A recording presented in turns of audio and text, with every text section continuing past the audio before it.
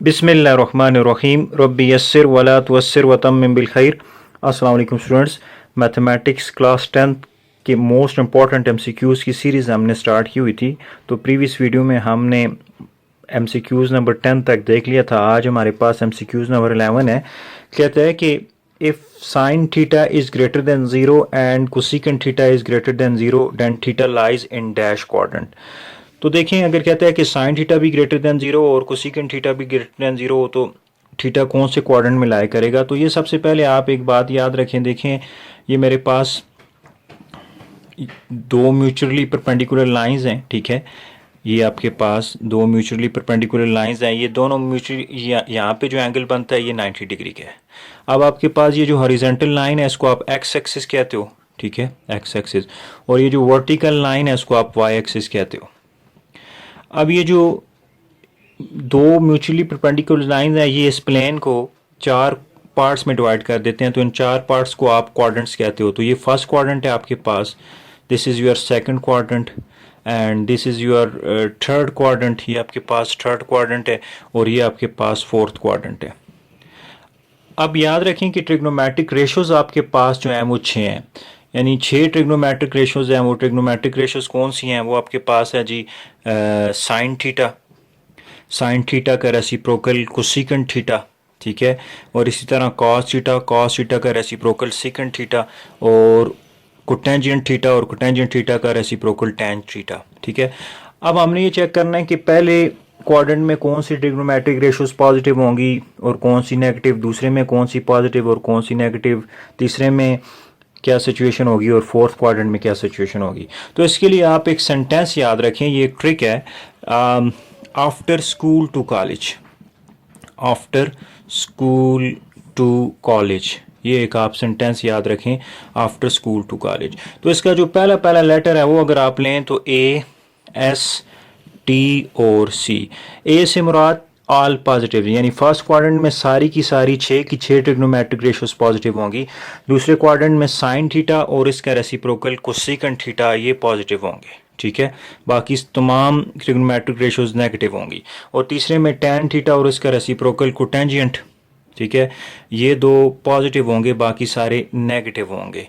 और चौथे क्वाड्रेंट में कॉस थीटा और इसका रेसिप्रोकल सीकेंट थीटा ये पॉजिटिव होंगे, बाकी सारे नेगेटिव होंगे। तो अब देखें, चेक करते हैं। जो एमसीक्यूज था हमारे पास वो था कि if sine theta is greater than zero and cosecant theta is greater than zero then theta lies in dash quadrant. तो देखें, पहले क्वाड्रेंट में भी ट्रिग्नोमेट्रिक रेशो सारी पॉजिटिव हैं। ये फर्स्ट क्वाड्रेंट में भी दोनों साइन थीटा भी ग्रेटर देन जीरो होता है और कोसेकेंट थीटा भी ग्रेटर देन जीरो होता है। और सेकंड क्वाड्रेंट में भी जो है वो sine theta greater than zero और cosecant theta greater than zero है। Then theta lies in first and fourth quadrant. तो ये आपके पास यहाँ पे दो आ जाएंगे, फर्स्ट एंड सेकंड क्वाड्रेंट, ठीक है। क्योंकि पहली क्वाड्रेंट में तो तमाम ट्रिग्नोमेट्रिक रेशोज पॉजिटिव होती हैं और दूसरे क्वाड्रेंट में आपके पास साइन थीटा और cosecant theta greater than zero होते हैं। तो ये फर्स्ट एंड सेकंड क्वाड्रेंट में आ जाएगा। उसके बाद नेक्स्ट हमारे पास ब्लैंक है कि कहता है कि sine square theta is equal to dash. तो देखें, हमारे पास ये रिजल्ट होता है, आपके पास ये रिजल्ट है sign square theta plus cos square theta, ये आपके पास इक्वल होता है 1 के। तो यहाँ से अगर आप साइन स्क्वायर थीटा की वैल्यू निकालना चाहें तो साइन स्क्वायर थीटा की वैल्यू यहाँ से आपके पास आ जाती है 1 माइनस कॉस स्क्वायर थीटा, ठीक है। तो इसमें आपके पास फिर साइन स्क्वायर थीटा का उसने फार्मूला पूछा हुआ है, तो ये आपके पास आ जाएगा 1 minus cos square theta. Blank number 3 हमारे पास कहता है कि sine theta into cosecant theta ये किसके इक्वल होता है। तो अब हमें पता है, देखें, कोसेकेंट थीटा जो है ये रेसिप्रोकल है साइन थीटा का, यानी आपके पास कोसेकेंट थीटा इक्वल होगा, cosecant theta is equal to 1 by sine theta, ठीक है। तो अब साइन इंटू कोसेकेंट है, तो साइन थीटा इंटू कोसेकेंट की जगह अगर मैं 1 बाई साइन थीटा लिख दूं तो ये साइन साइन से कैंसिल, तो ये 1 आ जाएगा। तो इस ब्लैंक में आपके पास 1 आ जाएगा, ठीक होगी बात। अब नेक्स्ट ब्लैंक क्या कहता है कि if A, B, C and D are in proportion then. तो चार क्वांटिटीज याद रखें, अगर प्रोपोर्शन में हो तो फिर क्या रिजल्ट होता है। ये मेरे पास चार क्वांटिटीज हैं, ठीक है।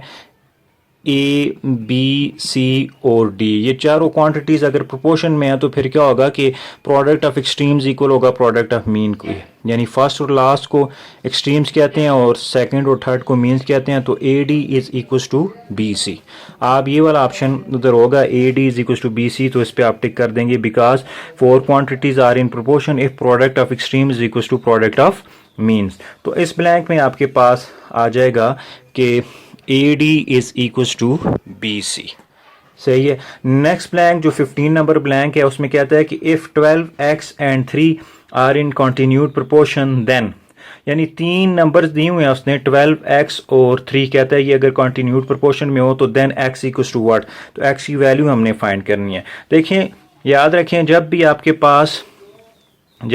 पास 3 क्वांटिटीज हों, ठीक है, तो A B C continued proportion में अगर, तो ये रिजल्ट याद रखें, ये फ्रैक्शन याद रखें कि ए बाई बी इक्वल हो जाएगा बी बाई सी के। ये कॉन्टिन्यूड प्रोपोर्शन के लिए ये रिजल्ट याद रखना है कि अगर 3 क्वांटिटीज कॉन्टिन्यूड प्रोपोर्शन में है तो then A by B is equal to B by C. अब यहाँ पे हमारे पास जो 3 क्वांटिटीज हैं वो है आपके पास 12x एंड 3, ये जो आप देख सकते हैं 12x एंड 3। तो अब आप इसको देखें, यहाँ पे मैं फिट करता हूँ, अगर 3 क्वांटिटीज मेरे पास 12x एंड 3 हो, ये कॉन्टिन्यूड प्रोपोर्शन में हो, तो हमने x की वैल्यू फाइंड करनी है। तो ये मेरे पास आ जाएगा 12 by x is equal to x by 3, ठीक है। तो यहाँ से क्रॉस मल्टीप्लाई कर दें, x को x के साथ x स्क्वायर हो जाएगा और 12 को 3 के साथ 36, तो दोनों तरफ आप अगर इसके रूट ले लें तो x की वैल्यू आपके पास 6 आ जाएगी, यानी यहाँ पे x क्या आ जाएगा आपके पास 6 आ जाएगा। तो इस ब्लैंक में x की वैल्यू 6 आ जाएगी। नेक्स्ट ब्लैंक हमारे पास ब्लैंक नंबर 16 है, कहता है the mean proportion of 5 and 15 is dash. तो 2 नंबर्स के दरमियान अगर आपके पास a और b 2 नंबर हैं, ठीक है, आपके पास a और b 2 नंबर हैं, इनके आपने मीन प्रोपोर्शन फाइंड करना है। तो मीन प्रोपोर्शन का आप डायरेक्ट फार्मूला याद रखें, ये शॉर्टकट है, mean proportion is equal two plus minus के रूट ए बी, यानी इन दोनों का प्रोडक्ट ले लेंगे और उसके रूट ले लेंगे, ठीक है। अब जो 2 नंबर आपके पास हैं वो 5 और 15 है, तो यहाँ पे आप a की जगह 5 और b की जगह 15 पुट कर दें, तो 5 इंटू 15, तो ये आपके पास आ जाएगा प्लस माइनस के रूट 75। तो इसमें आपके पास इस ऑप्शन में ये मीन प्रोपोर्शन वाले में आपके पास प्लस माइनस के रूट 75 आ जाएगा, ठीक है। नेक्स्ट ब्लैंक है आपके पास, कहता है कि the third proportion of x and y is blank, यानी आपने थर्ड प्रोपोर्शन फाइंड करना है। तो थर्ड प्रोपोर्शन के पास भी आपके पास डायरेक्ट फार्मूला आप याद रखें थर्ड प्रोपोर्शन का। तो थर्ड प्रोपोर्शन का आपके पास फार्मूला होता है, अगर 2 नंबर हैं इनके दरमियान हमने थर्ड प्रोपोर्शन फाइंड करना है, या तो आपके पास फार्मूला होगा थर्ड प्रोपोर्शन का, third proportion is equal to second term square, second term का जो आपके पास स्क्वायर ले लें और डिवाइडेड बाय फर्स्ट टर्म, ये फार्मूला आपने याद रखना है, यानी second term square divided by first term. तो सेकंड टर्म आपके पास देखें बी स्क्वायर है, बी सेकंड टर्म का स्क्वायर बी स्क्वायर आ जाएगा और फर्स्ट टर्म ए है तो बी स्क्वायर बाई ए आ जाएगा। अब हमने एक्स और वाई के दरमियान एक्स और वाई का थर्ड प्रोपोर्शन फाइंड करना है, एक्स एंड वाई का। तो यहाँ पे सेकंड टर्म आपके पास वाई है तो ये बन जाएगा वाई स्क्वायर बाई एक्स। तो ये इस ट्रिक से आप बड़ी आसानी के साथ इसका थर्ड प्रोपोर्शन फाइंड कर सकते हैं। तो आपके पास इस ब्लैंक में the third proportion of X and Y is, ये आपके पास क्या आ जाएगा जी, वाई स्क्वायर बाई एक्स, ठीक है। लास्ट ब्लैंक है हमारे पास, कहता है कि A union B whole complement is equal to dash. तो ये डिमॉर्गन लॉ है, A union B whole complement आपके पास इक्वल होता है A complement intersection B complement. अगर यहाँ पे होता है A intersection B whole complement तो वो आपके पास होना था A complement union B complement. तो उम्मीद है बात क्लियर हो गई होगी। इन एमसीक्यूज़ की प्रैक्टिस करें ताकि आपके जो बोर्ड के पेपर आ रहे हैं तो उनमें आप अच्छे नंबर ले सकें। बहुत शुक्रिया।